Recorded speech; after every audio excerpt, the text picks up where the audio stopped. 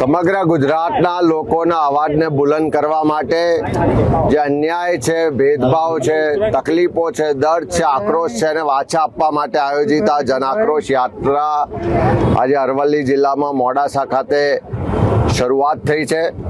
આખા જિલ્લામાં ગઈકાલે પણ શામળાજી હોય, મેઘરજના ગ્રામ્ય વિસ્તારોમાં ભ્રમણ કર્યું।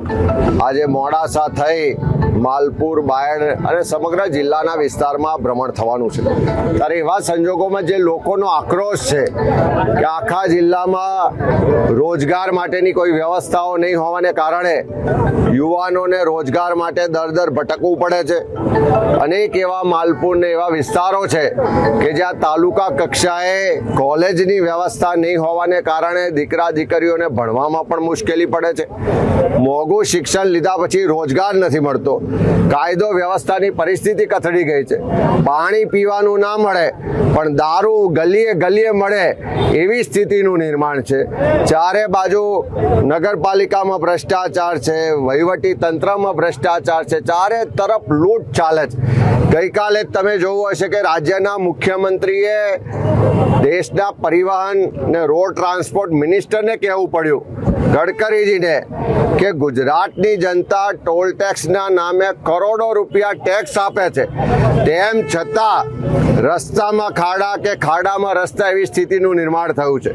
ત્યારે કાયદો વ્યવસ્થાની પરિસ્થિતિ કથળી છે, ખેડૂતો દેવાદાર થયા છે, ખેડૂતો આર્થિક રીતે તકલીફમાં હોવાને કારણે સરકાર પાસે જે પેકેજના નામે પડીકું જાહેર થયું એની સામે આક્રોશ વ્યક્ત કરે છે। રોજગારની તક નથી, શિક્ષણની વ્યવસ્થાઓ નથી, ચારે તરફ ભ્રષ્ટાચાર છે। આ બધા જ મુદ્દાઓને લઈ અને લોકો આ યાત્રામાં પોતાની વાત, પોતાના મુદ્દા રજૂ કરી રહ્યા છે। ગઈકાલે જોયું હશે કે એક શાળાના બાળકોએ કીધું કે આખા અઠવાડિયા દરમિયાન જે મધ્યાહન ભોજનમાં ભોજન મળે છે એમાં એક પણ દિવસ એને શાકભાજી આપવામાં નથી આવતી। કરોડો રૂપિયા આપણે દર વર્ષે ખર્ચીએ છીએ, કરોડો રૂપિયાનું બજેટ ખર્ચ્યા પછી ક્યાંક ને ક્યાંક આ સત્તામાં બેઠેલા લોકોના ભ્રષ્ટાચારને કારણે એ બાળકોના પેટમાં શાકભાજી નથી પહોંચતી, એક રોટી પણ આખા અઠવાડિયામાં એમને નસીબ નથી થતી।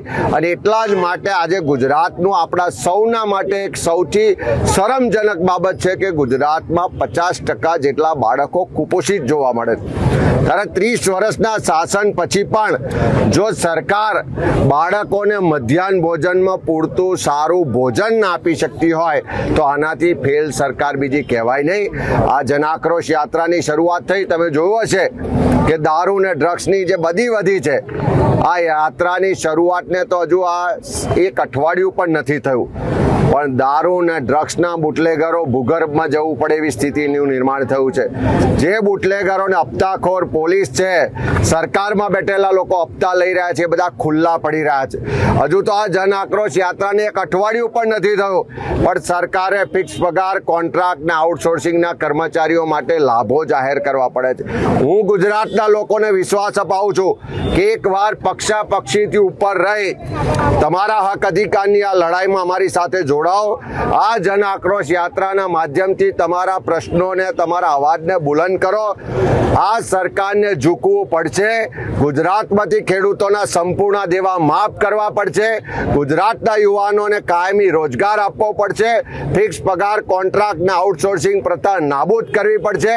ગુજરાતમાંથી દારૂ ને ડ્રગ્સની બધીને અમે દૂર કરીને બતાવીશું અને આ જેટલા ભ્રષ્ટાચારીઓ છે એને જેલના સળિયા પાછળ મોકલીને બતાવીશું। ત્યારે આવો આપ સૌનો સહકાર મળે ત્યારે આખા અરવલ્લી જિલ્લાનો આભાર માનું છું કે બધાએ ખૂબ ઉમળકાભેર સ્વાગત કર્યું, યાત્રાને સમર્થન આપીને એમના મુદ્દા માટે આવનારા દિવસોમાં કોંગ્રેસ પાર્ટી લડશે અને અહીંના લોકોને એનો હક અધિકાર અપાવશે।